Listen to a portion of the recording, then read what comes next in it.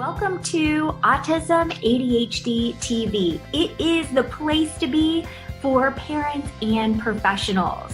I'm your host, Holly Blanc Moses, the mom psychologist who gets it. We dive into all kinds of important information like behavior, social skills, and learning. All right, let's get started. Welcome, Dr. Nowell. I'm so glad you joined us today. Good to be here. Thank you.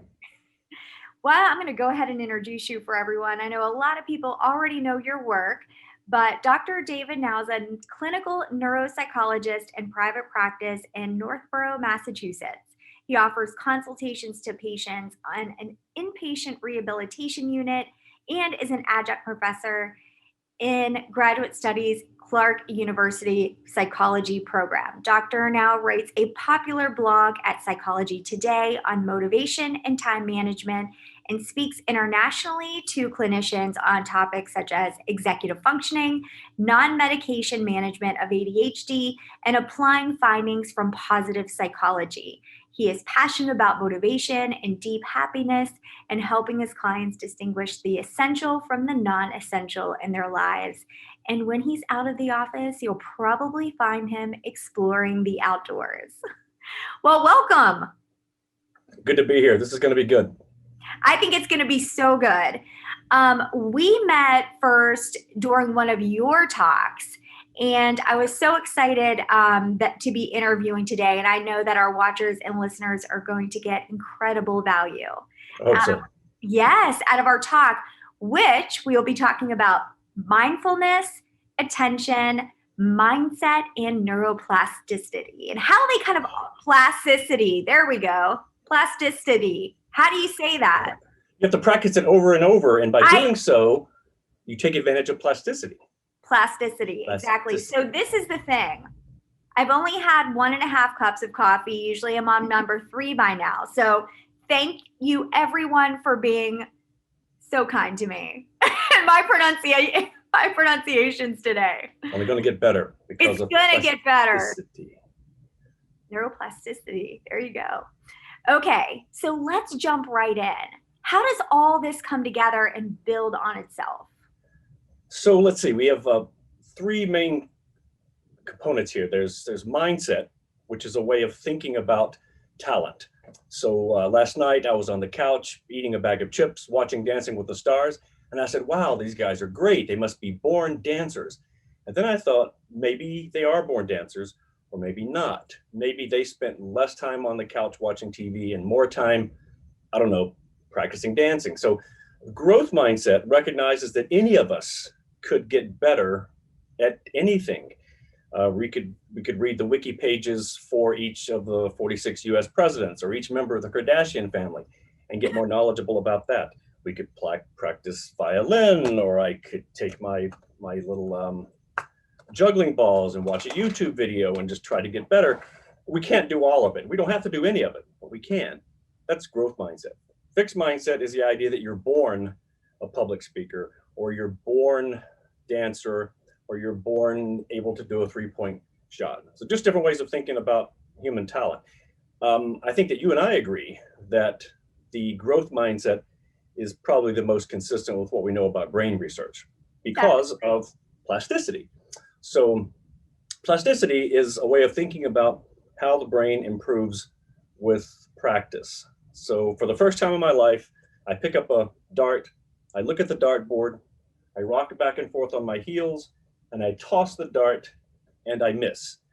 I pick the dart up again, I toss and I miss, and with repeated trials and practice and coaching and watching YouTube videos, I get better. So we know that throwing darts, playing the piano, learning Italian gets better. We know that from experience, but what plasticity tells us is sort of how that works in the brain. So this is a brain cell in your cerebellum. So as I rock back and forth on my heels, this guy fires. And this is a cell in your visual cortex. So as I look at the dartboard, this guy fires. So the first time you throw the dart, those 2 cells fire together for the first time. And because of a chemical relationship called long-term potentiation, it's actually easier for them to fire together the second and fourth and fifth time. Now, you can't tell anything is happening yet. It still feels super awkward, but something chemically is happening between those two cells. And that chemical relationship actually leads to physical changes. You actually begin to lay down pathways in the brain that you can see with blunt instruments like functional MRI. So if you and I practice saying plasticity over and over, or we practice, anything that we practice over and over literally changes the brain. So let's see, we have mindfulness, which is a way of thinking about talent and practice. We have plasticity, which literally means that learning to read Braille changes your brain. Practicing the piano changes your brain. Psychotherapy changes your brain. Trauma changes your brain. And then the third piece is mindfulness. There's a number of really great applications for mindfulness, including its original intention, which was in a spiritual context. But I'm going to talk about mindfulness in a really sort of concrete, specific way. And it is mindfulness as a way of practicing attending. So here are the three components. We have mindset, we have plasticity, we have mindfulness. And the glue that holds all of that together is attention. So that's my sort of brief overview of what I want to do today. That sounds great. Let's get started. All right. Well, where should we start? Oh my goodness. Okay. Why don't we talk a little bit about neuroplasticity? There you go. Yep. And how that relates to mindfulness and, again, like growth mindset, because All right. I think you did a great job explaining what that means. So you can practice, and when we know we practice, we get a little bit better. Yes. And then we get a little bit better, and we can choose to keep practicing and get better. If not, but a lot of times children with autism and ADHD get very stuck, where they do something the first time, it doesn't work out the way they think it should, whether that's doing well in a video game, whatever that is, it can bring a lot of stress and a lot of words in their brain, such as, I can't do this, I'm not good, I'm awful, I'll never get it right. And Yep. then what ends up happening is, meltdowns and really giving up. So I think that you've hit on something important, which is folks who have a diagnosis of autism spectrum disorder or attention deficit hyperactivity disorder do tend to get stuck. And I think if you are a parent or a spouse or a coach of someone with these diagnoses, it's probably helpful to remember that both of these diagnoses occur on a spectrum, which means some people are symptom free, God bless them, and some people are very symptomatic, and then the rest of us fall on this spectrum, which means all of us have a capacity to get stuck. And I think it's helpful to notice the ways in our own lives where we get stuck, before we go helping somebody else, to think about the ways we get stuck. I think mindfulness is a great practice for starting this. There's a number of things we can do around self-regulation. There's a number of things we can do around teaching explicit executive skills. But all of these are hard. So a while ago, I sort of breezily said you could learn about the 46 presidents, you could practice the drums. The truth is, if you've tried any of those things, they're really hard. And let's say that your weakness is eye contact and prosody and understanding metaphors. So you're a student on the autism spectrum, and all the things that are easy for your peers are hard for you. What I'm suggesting is that you can practice and get better at those. But I do have to emphasize that it's hard. Just like any skill, practice the piano, the trumpet, 3-point shots, it's going to be hard. So I say this, with like, I know this is going to be hard. I'm just saying we know that that's the way it works. You can get better at it. Because it is hard, we want to pick and choose. So if you're an adult with ADHD or you're an adult on the spectrum, you want to think, what would make the biggest difference in my relationships and my work life? What skills do I want to develop?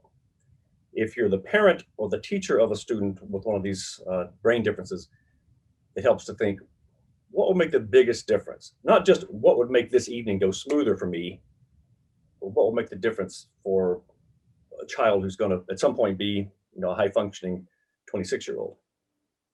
Exactly. And so, like you said, it can be incredibly overwhelming when you're looking at all the things and just trying to put those fires out. But if you're mindful yourself, is that therapist, that parent, that teacher, if you can understand where that child is coming from in the first place and be mindful about yourself, you can really start looking at it like a bit of a detective. What would Yes. really serve this child? What would be that maybe pivotal skill that can impact a lot of different things for them? So I'm going to ask you in a minute how you employ plasticity in your life. Before I put you on the spot, I'm going to share with you some of the goofy ways that I do it. So I literally do use these juggling balls. I sort of organize my day around pomodoros, which means 25 minutes of focused activity and 5-minute breaks. And during the 5-minute breaks, I watch YouTube videos and practice it. I really haven't gotten much better. The point of this is not necessarily to become a great juggler. It's to teach my brain to do something, to cross midline. I also have this product here, the cue ball. It bounces irregularly. So when I toss it on the floor, I have to sort of guess where it's headed. I also have these parallelettes to put Oh, on the floor. wow. Yes, super affordable at Amazon. And you can find YouTube videos about how to become a gymnast. I promise you, I'm not much better, but it's really interesting the different ways in which, working on your pandemic body, you can't go to the gym. Or maybe you can, but you shouldn't be. I don't know. Also, I was in physical therapy once, and I decided to get one of these dense blue sponges because I like some of the things we did in PT. So sometimes now during a commercial break or during my 5-minute break with Pomodoros, I'll just stand on one foot and just to kind of train my ankle. So what am I training here? What's the plasticity? By tossing juggling balls or the bouncy cue ball, the parallelettes, I'm teaching my body to do slightly different things. Also during the pandemic, I'm playing a lot more piano, and I bought a cheap electronic drum set. I'm terrible at it, but it's a great way to sort of practice rhythm and try to teach my brain new things. Plasticity is at its best when you're under 20. As your brain begins to age, you actually begin to lose brain cells, which is a normal, healthy, adaptive thing. We're born with way too much brain, so it starts to shrink. What that does mean is that it gets harder to learn a second language or to learn to play drums or whatever. Nonetheless, plasticity persists throughout the lifespan. So those are some of the goofy things that I do to take advantage of plasticity and keep my brain active. What about you? Oh, goodness. Okay. Well, I would like to say, because I've got, they say freshman 15 for college. Yeah, I've got the pandemic 15 happening. So not so, I know, so sad. it is. Lots and lots of cake happening at the Moses house. But that being said, not so much exercise happening on my end. But what I will do is when you said you use the Pomodoro, which again is the 25-minute sort of timing, I use the Time Timer Plus, which I'm obsessed with. I use it often with all of my patients, actually, and my own kids as well, and myself. So I'll use that time timer. When I am not working with someone, I'll have those increments where if I'm having a 5-minute break, then what I'll do is grab that word search that's right next to me to kind of keep my brain fresh, be looking for those words. Also, this is interesting and I don't think anyone knows this about me. If I also have a 5-minute, I'll jump on my Gmail, which I get Redfin, which is a realtor kind of notification of houses that come up. I just moved. I'm not looking for a house. But what I like to do is compare them within the zip code. I don't know, like I like to know about square footage. I like to know pricing, what it's going for. Did it go from over asking? Again, not a realtor, but that is something that I like to do as well. So you're becoming more knowledgeable about the things you practice, word search, real estate in your area. I also know, because we talked earlier, you're doing some things professionally. You're engaging with different platforms. I took a peek at your website and I noticed that you use a service that sort of brings a lot of things together. I use a number of different services, and it's probably high time that I look at that. But when I looked at that and I saw your website and I saw you use a service, I thought, technology is hard. Piano is hard. Handshaking is hard. Eye contact is. This is all hard. But at some point I do decide to challenge myself. I might reach out to you for some technical advice and let my brain grow in that area. All right. So whether it is word search or parallel bars, we know that what you practice, you get better at. So that's really the way I think about mindfulness. I encourage people to set a timer for 1 minute and simply notice the breath. Now, you could practice attending to anything. You could put a raisin in your hand and attend to that, or you could simply hold a ballpoint pen. The great thing about breath is that it's always with you. It's super basic and organic. So you set a timer for 1 minute and you just notice the breath.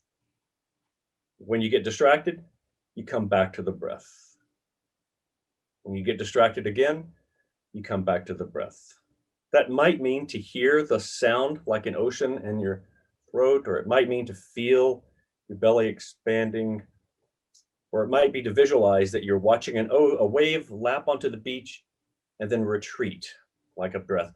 But whatever it means to attend to the breath, that's what you're doing.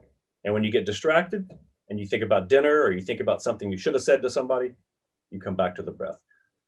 Every time you do that, every time you bring your awareness back to the breath, using a visual, auditory, or body-based strategy, you're actually doing something just as surely as practicing piano or doing a push-ups changes your brain and body. Coming back to the breath changes your brain. And that's the purpose. If somebody says, David, I practiced your mindful breathing and it felt so relaxing, I'm like, whatevs. If somebody says, David, I tried your mindful breathing, it made me very nervous, I'm like, you should be nervous. We should be terrified. One of the things that's wrong with us in 2021 is that we can't simply breathe. And what good are we to the attention industrial complex if we're not liking and sharing and buying? If we're just sitting and breathing, what good are we to Amazon or the Kardashians or whatever? So I think if it makes us nervous, that means we of all people should sit and breathe. But really the outcome of this is not to be calm or to become the bodhisattva or any of that. For me, the goal of mindful breathing is to practice attending. What does it mean to attend? Pay attention. What is attention? It sounds like a dead fish. Attending is a verb. And the way you practice that, I'm suggesting, is to do mindful breathing. I love that. And so what I'll often hear when I'm first working with someone is, we've tried breathing, it doesn't work. And everyone So I is stop the breathing. You don't want to stop breathing, right? We're all breathing. If we're alive, we're breathing. So it really is about the strategy to help do that. And I like that you said that, as far as it, it felt uncomfortable. Yes, it does. And that's okay. That doesn't mean that you stop breathing. Right. That doesn't mean that you don't notice your breath, because it's okay to be uncomfortable. But like you said, why is it uncomfortable? Why is noticing your breathing uncomfortable? I'm curious, why is that? Not because it's uncomfortable, so just stop. Yes. So another reason why parents will tell me too, or other therapists will say, well, the child they won't do it. I'm like, I understand that completely. It doesn't work. Well, they're breathing already, right? So we need to start there. That's always a good start, is just recognizing they're already breathing. But also, how are they breathing? A lot of times children are just constantly having this heightened aware, just paying attention, just looking for the next shoe to drop, what's going to happen next. Somebody's going to attack me with something, ask me to do something that's hard. Something's going to be uncomfortable, and their breathing is not stable. It's really just shallow and not at all mindful. So there are so many different ways that you can look at this. And I know you have your own ideas as well. I've done some creative things where you would take maybe a child's special interest, something that's really exciting for them. Maybe they have a stuffed animal that they really like, some kind of tangible item. And what we can do is put it on, I'm going to stick that right on that belly button and see how far we can have it go up. And we're going to count, all kinds of really creative ways that we can do this. Also, Zelda is a very exciting game to some people that I work with. And Link, who is obviously an important character, slept for 100 years. So sometimes we need to pretend to be Link Mm. and really have to stop in order to do that. So when you feel like you're a frustrated parent, you might be listening to this and thinking, we've tried that. There are definitely ways to do it. And what I'm thinking about is, a while ago when you said a parent told me we tried breathing and it didn't work, and I laughed because I'm so convinced that it does work that I'm not willing to hear you say it doesn't work. And I need to remember, I've got these pet um, applications on my phone. I have these pet interventions, and I want them to work for you so much that when you tell me that you tried it and it didn't work, I don't want to hear you. But I need to remind myself as a clinician, these aren't going to work for everybody. And that's why it's important to have 10 or 12. So when somebody says, David, your favorite thing in the world, the Pomodoro technique, it didn't work for me.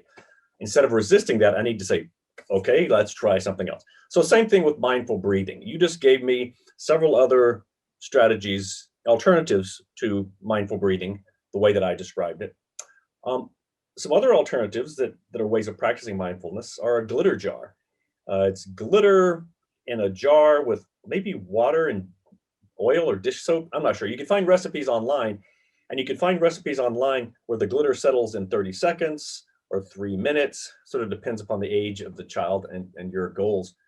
The way you might use that is transitioning from physical activity to a seated activity. You shake up the glitter jar, you set it down, and you say, let's watch the glitter and see when the last piece settles to the bottom. And we notice that some of the glitter settles quickly, and some of the glitter takes a bit longer to self-regulate, and it has to swirl around a few times like a cat on a mat, and that's fine. And just noticing, and by noticing and making it okay and noticing the differences, we become engaged with, we are mindfully attending to glitter, which is super random, but so is attending to the breath.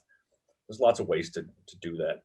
But I do want to come up with a way to practice attending, because that's a skill that you're going to use over and over with social interaction, with academics, with athletics. Exactly. And so there's so many important reasons for that. And this is going to be also related to growth mindset and those other important topics that we're discussing today, is that when you notice, is if you're a parent, for instance, or an educator or a therapist, it helps us respond and not react, right? And then we can put ourselves in a situation where we're helping versus um, I don't think intentionally, but breaking a child down Right. by like criticizing those types of things, because we know that children on the spectrum and children with ADHD often receive much more criticism, than other children. So it puts us in a better mindset to be able to approach them and help, than approach them in a way that may not be so helpful. And then, also helping that child. Oftentimes I'll hear from people, well, they go from 0 to 100. And sometimes they'll report that. Like if you provide a scale, a child will say, I'm up here. Yep. It's always I'm at the very end, which is, hey, I'm not 10, I'm 11. But really not understanding all this middle that actually is there. And that's because they don't see that part, they don't feel that part, they don't notice that part. That interoceptive awareness, and then doing something about it, noticing that I need to burp, or noticing that my bladder is a little full. Um, Sometimes people don't notice their bladder is full until it's an emergency, or they don't notice they're hungry until they're starving. And if you have a child who hasn't developed that interoceptive awareness yet with sensation or bladder, fatigue, anger, what you can do is when you notice that they're making distinctions, if you say, are you hungry? And they say, well, I could eat. What they're saying is, I'm not a 10, I'm something other than a 10. So I might point out, okay, you said I could eat. That means you're not real hungry, but it also means you're not full. You're somewhere in between. So if I have this scale that I reference, or if I have 5, so this is inside voice, and that way, this is whisper, this is inside voice. If I have a way of talking about things using a sort of Likert scale, I can come back to that. And they may look at me like I'm goofy, but if I come back to that over and over, does anybody need to go to the bathroom before we get in the car? I could pee. Okay, that means you're not about to pop, but you could pee. So you're like a 3 on the pee scale. Just over and over, recognizing that we have feelings within us that aren't really 0 or 11. We're somewhere on the scale. I have a question going back to mindset. How do you notice when you hear your clients talk? How do you notice that they are really operating from a growth mindset or a fixed mindset? Oh, that's so good. So I'll give you a very fresh example as of yesterday. So having someone who, when I initially work with them, was this is impossible. This is when I'm talking about academic work specifically. This is impossible. I can't do that. The teachers hate me. I'm stupid. All these really heavy thoughts and feelings Mm. going to, I got an assignment. I noticed that I was getting upset. I calmed myself down, and then I did just that first problem. And I knew that I could do it. Like, yes, yes, yes. So they're demonstrating to themselves their capacity for growth. Definitely. Beautiful. I have a less rosy example from my memory bank. I had a chance to test twins. These are identical twins. I think they were juniors in high school, and both of them had wanted to go into engineering. But in their 10th grade year at a particular private high school, they had a bad experience with math. And so they decided, oh, I'm not bad at math, which really tells me they have a fixed mindset. They literally believe that you're born with a certain amount of math skill. And then at some point in the 10th grade, a random teacher opens the box and says, oh, there's your math skill. And I really wanted to emphasize that that's not how it works. So I pulled out my little thread here and I told my story about throwing a dart. And I asked them to think of some examples from their academic and athletic experience where they had demonstrated plasticity. And I said, your idea that you're born with a certain amount of math skills is not entirely true. To a large extent, we learn these things. And I just wanted to make sure that they knew that's how that worked. Because if they decide not to have a career in engineering, that's fine. But it's not fine if they're doing it because they have a faulty idea of how the brain works, which is a fixed mindset that I'm born with a certain amount of social skill, math skill, athletic skill. Definitely. And I like that example. Something that I was thinking of when you mentioned that was looking at it in terms of video games, because that is something that's really popular with the children that I serve. And talking about maybe the first time. Did you, what if that's Minecraft, Geometry Dash, whatever that is? Yep. So did you know how to make this diamond, pickaxe the first time within 5 minutes that you play? I mean, how did you do that? How did you, and I love that's how did you do that is often something I use that you taught me. Yeah. You learned. Oh, okay. So you watched a YouTube video about how to do it. You had a Yeah. book that you looked at. Yes. Oh, that's so interesting. So it sounds like you are so much better now than you were the first time you played. I see what you're doing here. And I love it. When my nephews corral me into playing Wii with them, you have this handheld controller that has, I think, 87,000 different buttons and then some on the back. That's right. And the way they talk about it is it's just so intuitive. Like, why would you use A? You use C on the back. And I think they come to experience me as being a goofball, at least in this respect. And they can see, they take it for granted because all their buddies can do it. But it's really not something you're not born knowing how to operate a Wii. I learned how to operate an Atari stick shift. They probably can't do that. And I got better and better at doing this and changed my brain in a way that supports doing this, which of course we don't do that anymore, right? Now we have a different one. And of course, in the future, we won't do that anymore. So they're developing their brains, changing their brains in a way that helps them operate a Wii, which I assume in 5 to 10 years, nobody will be using that interface. It'll be something else. It'll be a corneal implant or something. But I think those questions, how did you learn to do this? How can you explain it to somebody else? Try to teach me. I also think it can be fun, especially with kids who struggle with anxiety and perfectionism. It can be fun to tackle one of these skills, whether it is juggling or watching a salsa video, tackling something that you know you're going to be bad at, practice it, have fun with being bad at it, and just have a conversation about how I could get better at this. I'm not sure I'm going to stick with it and get better. There's other things in my life that I could also get better at that might be more meaningful. Lacrosse, algebra, social skills. Yeah, I think that's so important is looking at it. It's not this dead end, this instant dead end, this instant or this giant wall that you can't go above or around or and there's it's impossible. And again, when you hear that word impossible in your head, no wonder you would feel Yeah. like giving up. Yeah. Definitely. I do think it's important to talk about the limits of plasticity. I can hardly be more enthusiastic about the potential of plasticity, but I do want to think about the limits. I don't think that neuroplasticity means you can decide what kind of brain your kids will have and then just practice until they get it. I think there are some folks, for example, on the autism spectrum, who may never be super comfortable with social skills such that a sales position would be super fun and easy for them.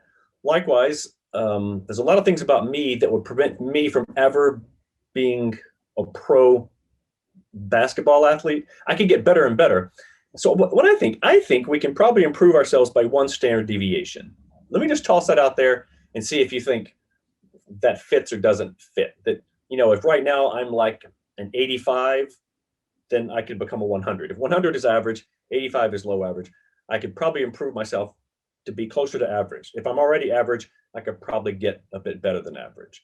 But that doesn't mean that I can become world-class, Olympic in any of these. What do you think about that? I really like that.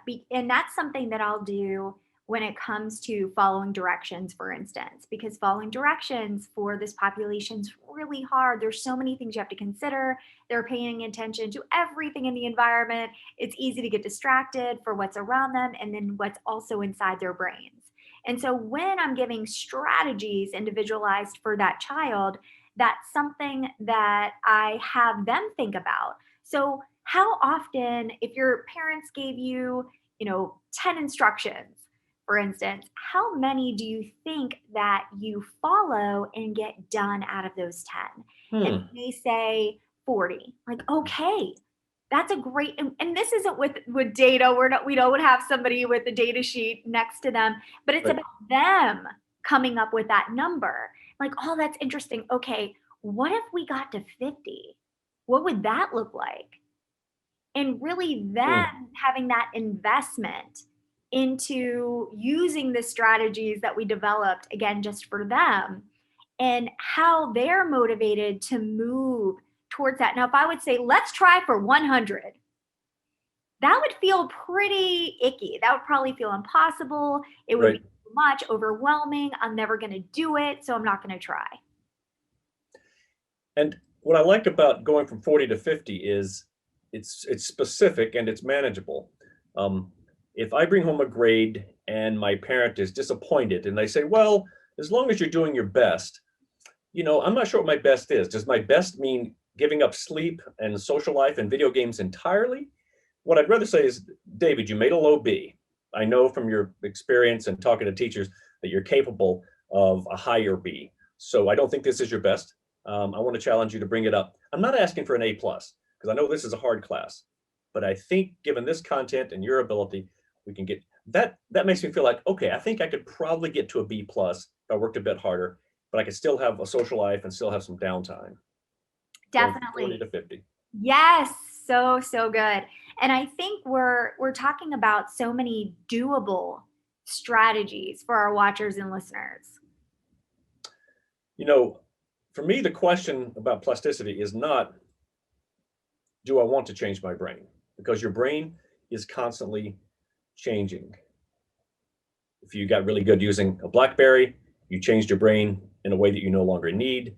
You now text using different strategy in a way that your grandkids will think is hilarious. It'll be on to the next thing.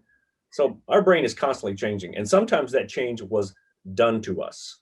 Trauma, bullying changes brains. At other times, we've chosen to change our brains. We stuck with psychotherapy. We stuck with dance lessons. The question isn't, do I want to change my brain? My brain is changing. The question is, do I want to be at the choice point of determining how I change my brain. And if I'm a parent, I want to change young brains in a way that will support them down the road, which means definitely learning cursive and how to make mixtapes on cassettes. Or maybe not. Maybe that was important for me when I don't know. It's hard to know what skills the kids are going to need, but there is a short list of skills we know we'll need: how to start and repair a conversation, how to manage time, how to manage money, how to manage mood. I experience all sorts of crazy things I don't necessarily express. So learning how to regulate that. And even your question a while ago about, that's great, you're 40% accurate with first time compliance. Could you get to a 50? You're asking me to reflect on my own experience. You're asking, David, how does David run David's brain? That's metacognition. So that conversation in itself it took executive skill to engage with you there. Definitely. And so it is, and I think the growth mindset, it is possible. This is all possible. It's looking at it in a different way, getting really creative, understanding that child, what they need, how they feel motivated, all the things. So you mentioned motivation. Tell me what your take is on motivation. What do I need to know, I don't know, as an adult with a brain difference, or as a parent? What do I need to know about motivation? Right. And I think often I hear different things. I'm not sure about you and your practice, but is they should just want to do it. I Mm. hear that a lot, is they should just want to obey, or, do what I ask them to do, whether that's in school, whether, that's at home. And also I shouldn't be bribing. And I think there's, this misunderstanding about what that means. But I think when you're talking about the neurology of someone, not, maybe their brain is different, they're not like you exactly, maybe they do need something different. And I think sometimes we have to come out of our fixed mindset and be more understanding about, there is a real neurological difference here, and we have to treat it as such. And motivation is exactly the same way. So motivation, the way you're describing it, is a pretty sophisticated skill. It's the ability to say, there will be a reward for me in the future, so I'm going to do this thing. This homework is yucky, but by doing this homework, I stay on the lacrosse team next week, or I get an A in 4 weeks. Or the reason I'm filling out this boring paperwork is to get a tax refund in 2 months. We're probably the only animal that can do that. And adults are better than teenagers, are better than 4-year-olds at doing that. So when we see that somebody is not organizing their current behavior in service of some future goal, probably tells us something about where they are with that executive skill. And rather than teaching them how I do it, right? Because I'm all cursive and cassette mixtapes. I'm teaching against your culture.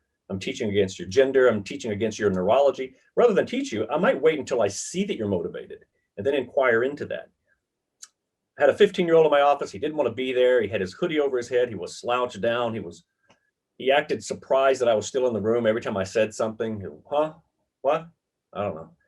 And then after what I felt like was certainly 45 minutes, it was only 7 minutes. I'm in the room with this kid. Nothing's landing. He mentions that he had bought an e-cig device. He found a place in Georgia that doesn't do age verification, and he'd had it shipped to a location where his parents couldn't find it. I'm horrified, right? But I kept that to myself because I'm good at self-regulation.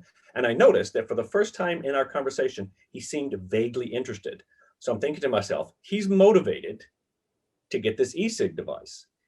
And again, I had to shut down all of my judgment, all of my disapproval, because I want to engage with this kid. I want to know what makes him motivated. And something about getting this e-cig device.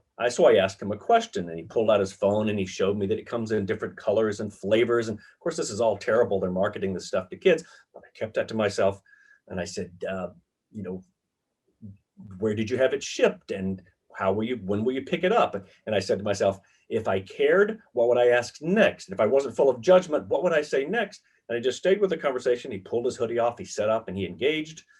At some point, I want to have a conversation with him about what's the very best thing. Is it literally the nicotine, the addictive part? Or is it thinking that his friends are going to see him puff and think he's cool? Or is it just holding this well-made thing in his hand, this green metal tube in his hand? It's kind of horrifying to even think about this, but I want to think about this, or I want him to think about it, because I want to know what makes his brain tick. There must be something about this ordering a vaping device. There must be something about this that we could use to help him with his athletic and academic goals or social goals. If I can just step back from my judgment, which is really hard. That is really hard. And I think noticing again what that motivation is, and noticing that, often these children need more intense schedules of reinforcement, more so maybe than other children. And like you were saying, seeing past the now, right? So I want to do this thing that I don't actually want to do this thing that I'm doing right now, but I want this other thing. Yes. And it has to be something that's really motivating, considering what we may be asking them to do is really hard. And then being able to have them access what they want in a manner that's sooner than you even may think they need it. Oftentimes, parents will come to me or teachers will come to me and say, well, they're just not earning the treasure box on Fridays. Well, because they're not able to at this moment with the skills that they have, is they're losing the opportunity on Monday or Tuesday and they feel miserable. So we're getting that wrong, right? We've got to figure out something else. But it's interesting when you were saying also pay attention. We've got to pay attention, even if it's something maybe we don't find interesting. So last night, my 16-year-old who is autistic and has severe ADHD asked me randomly, which he often does, got random questions, is, do I prefer listening to Da Baby or Lil Baby? And he asked you what your preference was. Yes. And I have no idea about these rappers, but he is really into rap music. He's so skilled. He knows all of them. He knows their music inside and out. And that's an interest to him. So that's something that I need to learn more about in order to support him and then really motivate him. So perhaps while I'm teaching him to take the garbage out and put another garbage bag in the kitchen, we're going to talk about the baby. Yep. Maybe that's what needs to happen. And that is a challenge to you. When young people want to talk to us about things that are so patently, obviously not interesting, we have to get outside ourselves and say, what if it wasn't patently, obviously uninteresting? What would I ask next if I cared? And it's a real stretch. I sometimes find it mentally exhausting to stay in these conversations about Minecraft and magic cards and things that I don't care about. And I wish they would talk to me about REM bootlegs, because that's actually cool and interesting, obviously. But it's not obviously. It's so when you see that somebody's engaged, enthusiastic, our question is, how did you do that? How do you make yourself on fire in that way? Because even the kid who's like motivated for nothing, I bet if you start asking questions, there's something they're on fire about. That's motivation. And what we're suggesting is that through metacognition, you can get better and better at doing that thing, which is, I'm doing a yucky thing now in service of a future vision of myself. Skateboarding, getting a check, having a nice social interaction. That's really hard. It's as hard as playing the piano, the drums, or three-point shot. It's any of this stuff we're talking about. But the growth mindset tells us, the growth mindset informed by plasticity tells us that yes, we can. Yes, we can get better at that, better at motivating ourselves, better at knowing what motivation feels like to us, better at any of these executive skills. Oh, I love that. And so going and making this doable and individualized for each child, I think, again, you can do it in creative ways. Perhaps we look at it on the front end and the back end. We're looking at it kind of like a sandwich. So All right. maybe I'm so bad at math, like you were saying, it's so terrible at math. This is awful. I'm never going to get better. I'm just bad at it. Like, okay, well, let's go ahead. I'm going to go round with you. I'm going to show you how to do this problem, which I know you've done in the past, right? So we're starting out successful. I'm going to show you how to do it, and I'm going to be right here with you, and we're only going to do this one. And so then it becomes doable. All right. So really looking at ways where we can kickstart off this growth mindset by making what seems impossible doable and really thinking it on the front end. That way, I think we save ourselves, and more importantly, our children, our clients, and our students a lot of grief on the other end. So, what does that look like when we see how much something we know they're going to be likely to do? We do it for them first, we help them through it, and they're done with that. And then they move on to maybe a topic on the baby. What is, when you say front end, back end, tell me what those two are.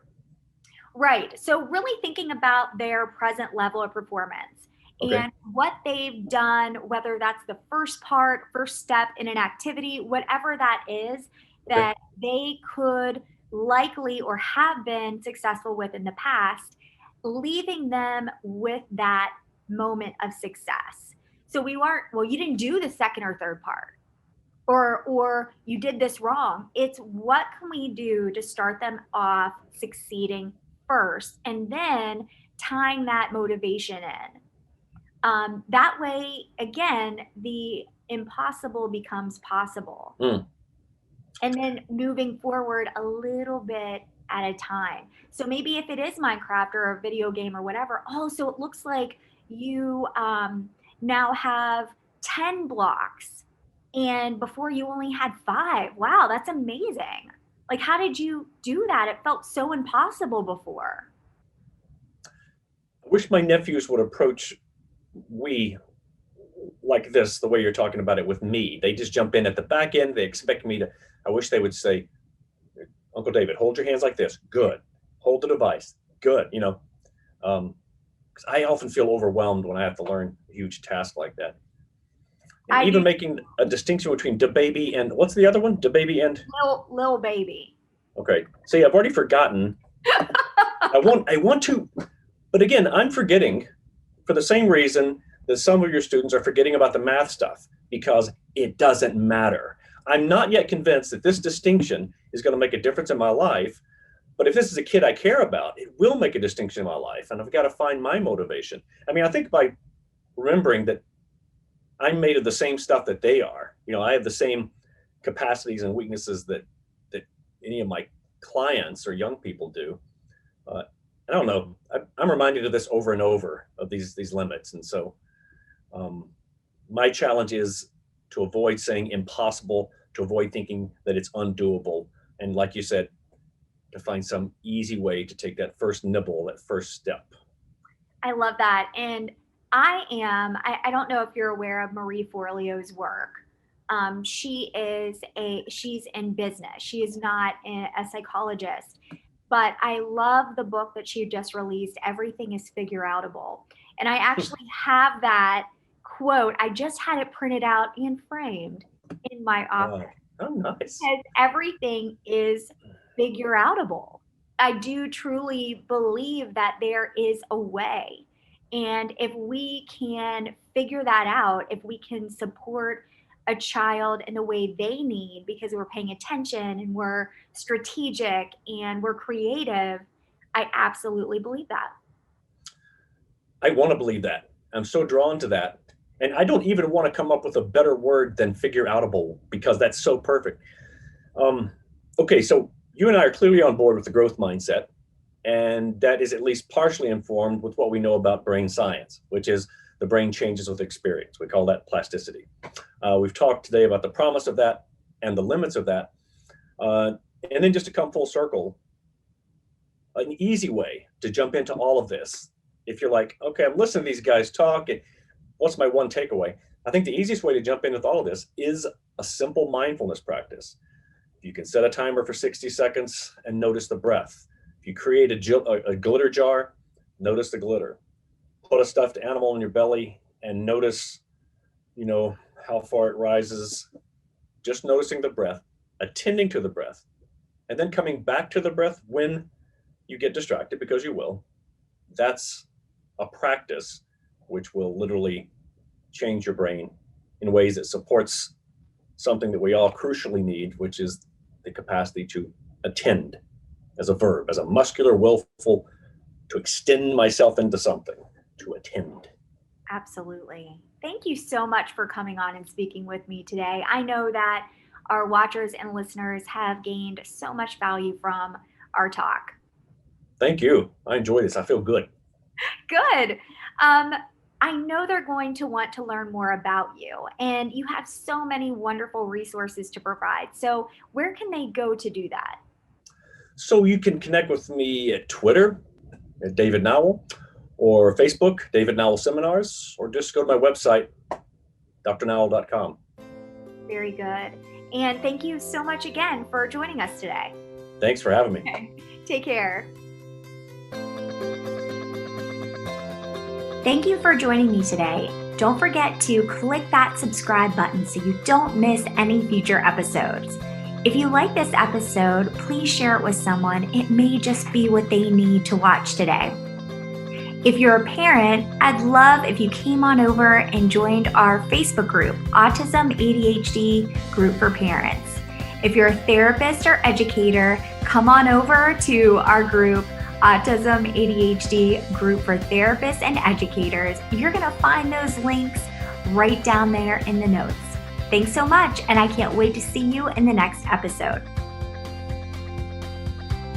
All content provided is protected under applicable copyright, patent, trademark, and other proprietary rights. All content is provided for informational and educational purposes only. No content is intended to be a substitute for professional medical or psychological diagnosis, advice, or treatment. Information provided does not create an agreement for service between Holly Blanc Moses Crossvine Clinical Group, the interviewee, Holly Blanc Moses LLC, and the recipient. Consult your physician regarding the applicability of any opinions or recommendations with respect to your symptoms or medical condition or the symptoms or medical condition of your family member. Children or adults who show signs of dangerous behavior toward themselves and/or others should be placed immediately under the care of a qualified professional.